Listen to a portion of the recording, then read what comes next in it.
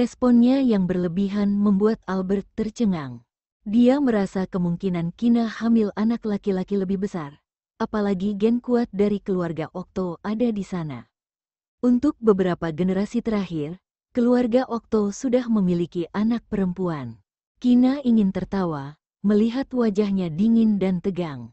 Dia membujuknya sambil tersenyum. Sudah, Albert hanya bercanda. Anak perempuan, aku punya firasat anak perempuan. Lain kali kalau aku dengar Kina hamil anak laki-laki, aku benar-benar marah. Melihat istrinya berdiri di sisinya, ekspresi Ezra melembut, tetapi tidak lupa untuk memperingatkan. Hahaha, tuan muda kedua mengatakan ini seakan tidak marah. Kata Albert tertawa keras. Obsesi pria ini terhadap anak perempuan terlalu dalam dan mengerikan. Ezra mengerutkan bibirnya dan mengabaikannya. Mempertimbangkan Kina masih mengandung si bayi, belanja terlalu lama akan menguras banyak energi. Setelah makan siang bersama, mereka berpisah dengan Albert. Namun, sebelum pergi Albert meminta bantuan Kina. Apa yang Albert katakan padamu di restoran? Dalam perjalanan pulang ke rumah keluarga Okto, Ezra tidak tahan untuk bertanya. Ekspresi Albert saat mengucapkan selamat tinggal, membuat intuisinya merasa itu bukan hal baik. Tidak ada, Albert menghadapi beberapa kendala dalam karirnya, memintaku untuk membantunya. Kata Kina tersenyum, memang benar, ada sesuatu, apa yang bisa dia bantu pada karir Albert? Katakanlah, mungkin aku bisa bantu. Dia melembutkan suaranya dan membujuk. Tidak perlu, kamu sudah sangat sibuk. Kina terus menolak dan berpikir kenapa pria ini tiba-tiba berubah menjadi ingin membantu. Sebenarnya Albert memintanya untuk bertanya kepada Vito kapan balik syuting ke kota Zaun. Karena dia sengaja membuat rintangan, kru menghentikan proses syuting, dan Albert yang workaholic begitu menganggur merasa seluruh tubuhnya sakit. Vito memberi isyarat agar Albert memohon padanya, tetapi Albert menolak mencarinya, lalu mencoba memintaku untuk bertanya kepada Vito. Ketika mendengar Albert meminta bantuan ini, respon pertamaku langsung menolak dan bertanya apakah Albert menyukai Vito. Hampir saja dipukul Albert. Dan alasan Albert adalah memutuskan untuk membungkuk mengambil beberapa liter beras. Ezra tidak terus bertanya. Meskipun dia tidak tahu apa itu pasti bukan hal yang merusak. Selain itu, bahkan jika dia tidak mengatakannya, dia akan tahu pada akhirnya. Kembali ke rumah keluarga Okto setelah Kina menyapa para tetua, ia meluangkan waktu mencari Vito. Di belakang taman Vito duduk santai di kursi goyang berjemur di bawah sinar matahari, bermain dengan kucing putih yang diambil entah dari mana. Merasa ada seseorang di belakangnya, dia tidak menoleh ke belakang, dan berkata, kakak ipar Kina, ada apa? Dari mata-mata yang dia kirim memberitahunya, wanita itu mengajak Kina belanja hari ini. Jadi, bisa ditebak tujuan Kina mencarinya, Kina berdeham, duduk di kursi di sebelahnya, dan berkata, bagaimana kabarmu akhir-akhir ini? Sibuk, oh itu. Vito menghela napas, dan berkata dengan nada, elah, seperti kata pepatah, negara tidak dapat dibiarkan tanpa pemimpin selama sehari. Karena tiba-tiba tinggalkan perusahaan besar dan pergi ke kota Zaun, lawan KRC International manfaatkan celah dan menyerang, yang menyebabkan banyak kerugian. Akhir-akhir ini, mereka sibuk membereskan kekacauan. Kina melirik kucing putih kecil di tangannya dan ragu dengan apa yang dia katakan. Sibuk sampai tidak ada waktu untuk istirahat, terus masih bisa bermain kucing di sini dengan santai. Selain itu, sebelum dia datang mencarinya, dia bertanya kepada ayah mertuanya tentang situasi KRC International. Jawabannya adalah semuanya baik-baik saja. Untungnya dia pintar, kalau tidak pasti tertipu. Bukankah sebelumnya kamu pergi syuting di kota Zaun? Demi menunggu kepulanganmu, kru berhenti syuting selama lebih dari setengah bulan. Kina pura-pura tidak terjadi apa-apa, dan bertanya, Vito kapan rencanamu untuk kembali? Tidak berani pulang. Kakak kedua peringatkan aku, kalau aku berani ke kota Zaun, akan patahkan kakiku. Vito menghela nafas dan berkata dengan ekspresi muram. Saat itu mereka secara paksa mengikatnya kembali dari kota Zaun, sekarang ingin memintanya kembali. Kalau dia dengarkan mereka, bukankah akan terlihat sangat lemah? Kina menepuk dadanya dan berjanji, jangan takut, pergilah selesaikan syuting impianmu. Aku lindungi kamu, tidak akan biarkan kakak keduamu menyentuhmu. Kakak ipar Kina, Vito tidak ingin bertele-tele dengannya lagi, dan berkata dengan lugas, aku terus terang saja, aku pergi ke kota Zaun demi Albert. Pada akhirnya, dia tidak senang melihatku, membuatku diikat pulang oleh kakak kedua. Kamu tidak melihat betapa memalukannya aku diikat kakak kedua. Sekarang ingin aku pergi ke kota Zaun untuk syuting lagi. Oke, biarkan Albert yang memohon sendiri padaku. Biarkan Albert yang membujuknya. Kina langsung memukul belakang kepalanya tanpa pikir panjang, dan bertanya dengan marah. Satu kata, kamu pergi syuting di kota Zaun tidak? Kamu pukul aku? Vito menyentuh bagian belakang kepalanya, menyipitkan mata dengan marah ke arah Kina. Dia paling benci orang lain menyentuh kepalanya, terutama bagian belakang kepalanya. Kina sedikit ketakutan melihat wajahnya tiba-tiba berubah, dan untuk sesaat lupa harus bagaimana. Minta Albert mohon padaku, kata Vito dengan dingin, memegangi kucing putih, bangkit dan pergi. Tidak jauh Ezra muncul dari balik pilar, tempat Vito pergi. Ke kakak kedua, Vito melihatnya, kesombongannya yang arogan segera hilang. Lain kali bicara dengan kakak ipar sopan sedikit, kata Ezra dengan muram, melihat adik sendiri memarahi istrinya. Vito merasa dirinya sangat kasihan, dan merendahkan suaranya. Kakak kedua, kamu juga tahu aku paling benci orang lain sentuh kepalaku, jadi untuk sesaat tidak bisa kendalikan emosi. Kamu lebih suka kepalamu diputar? Erza bertanya dengan nada muram. Vito menyentuh lehernya, tidak berani berkata apa-apa.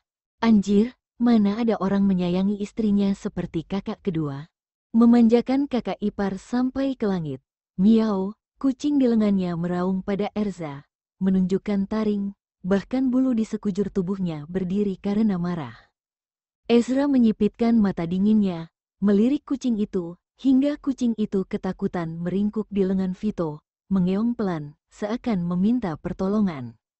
Tuannya baru saja selamat dari bahaya, kucing kecil ini beraninya sombong di depannya. Dia berkata, bicara, kakak kedua, aku tidak berani lagi.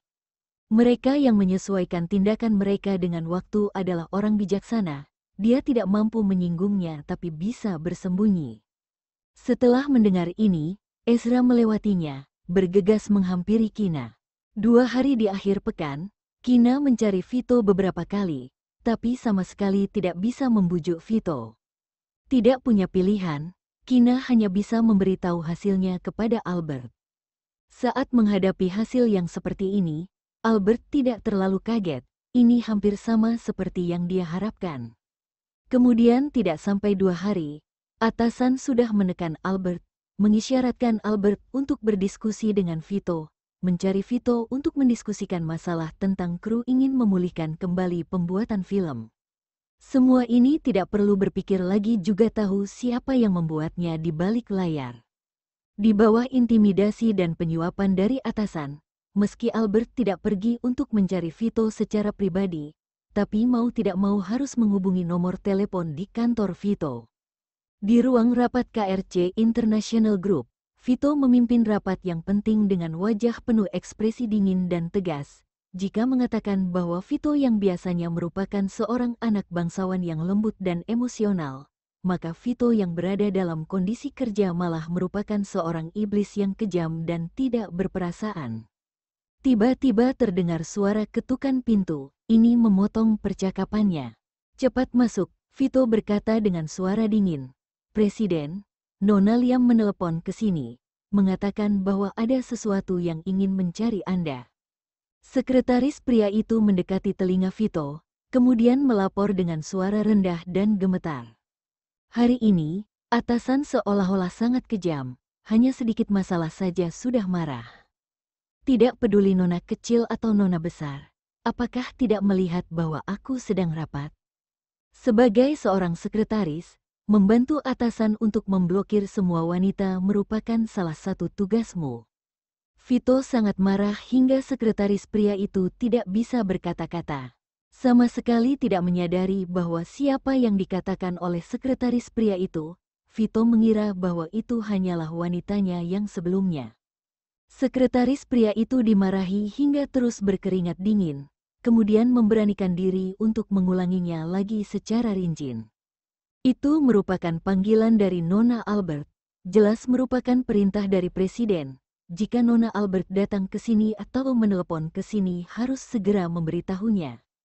Oh, kemarahan Vito segera mereda, berpura-pura tenang dan berkata kepada semua manajer tinggi dan pemegang saham yang ada di sini, rapat sampai di sini dulu, kita lanjutkan lagi sore nanti.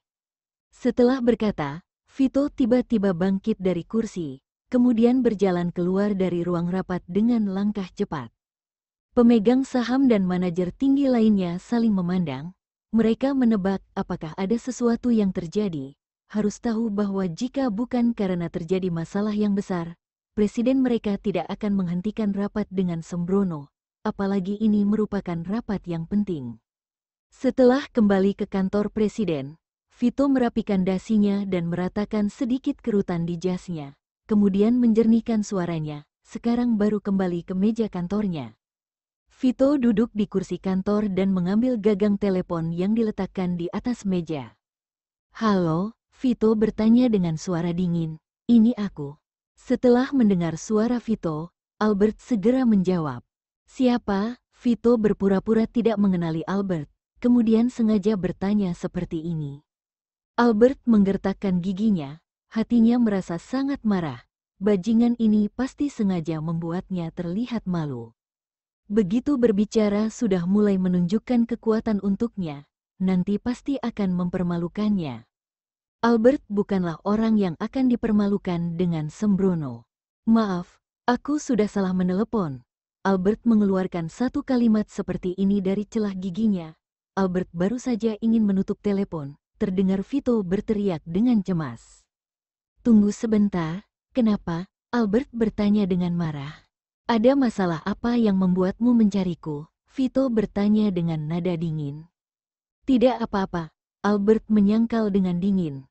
Albert sudah memutuskan bahwa bahkan jika dirinya sendiri sudah gila karena menganggur, dirinya sendiri juga tidak akan memberi kesempatan kepada Vito untuk mempermalukan dirinya sendiri. Dasar wanita yang sialan. Vito sangat marah hingga menggertakkan gigi. Apakah Albert tidak bisa mengakui kesalahan seperti wanita lain? Kenapa harus begitu keras kepala? Setelah mendengar Vito sedang memarahi dirinya sendiri, Albert segera memarahinya balik. Vito, kamu barulah brengsek yang sialan. Vito baru saja ingin mengatakan sesuatu, tapi malah terdengar suara asistennya Albert di dalam telepon. Nona Albert, Tuan Himura ingin mengajak Anda untuk makan siang dan berkencan. Hei, Albert, kamu sama sekali tidak boleh. Tut, tut, tut. Vito masih belum selesai berbicara. Panggilan sudah diakhiri oleh pihak lain. Sialan, wanita itu malah berani menutup teleponnya. Vito melihat gagang telepon di tangannya dengan sepasang mata yang penuh api. Itu hampir membakar gagang telepon hingga menjadi abu. Sialan, apa yang dilakukan oleh mata-mata yang dikirim oleh Vito? Kapan Himura dan Albert berkembang begitu cepat? Mereka sudah mulai berkencan. Vito sama sekali tidak tahu.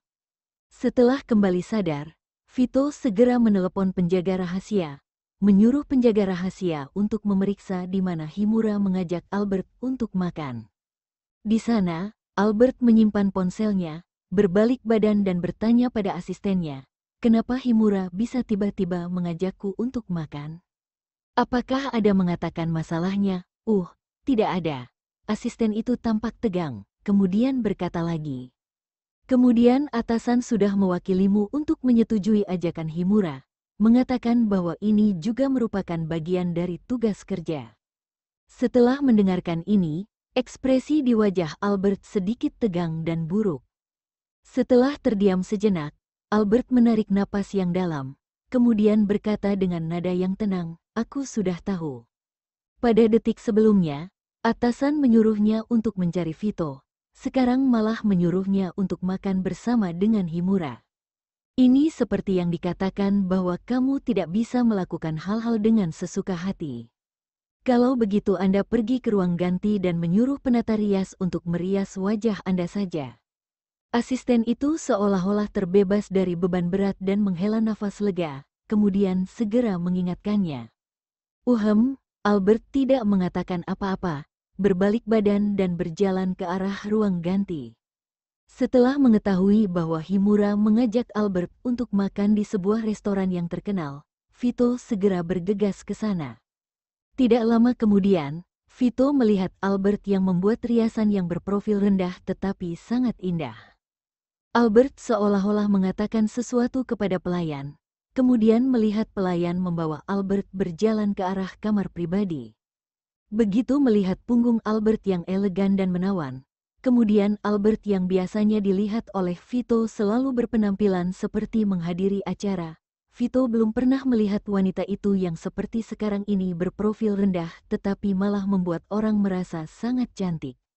Begitu teringat bahwa Albert membuat penampilan seperti ini untuk pria yang lain, dada Vito tiba-tiba muncul kemarahan, wajah yang ganteng menjadi berkerut. Kemudian Vito bangkit dari tempat duduknya dan ikut di belakang Albert. Setelah membawa Albert ke kamar pribadi yang ditunjuk, pelayan langsung berjalan keluar. Saat bertemu dengan Vito yang memasang wajah dingin hingga menakutkan di depan pintu, pelayan itu ketakutan hingga segera menundukkan kepala dan menyapa.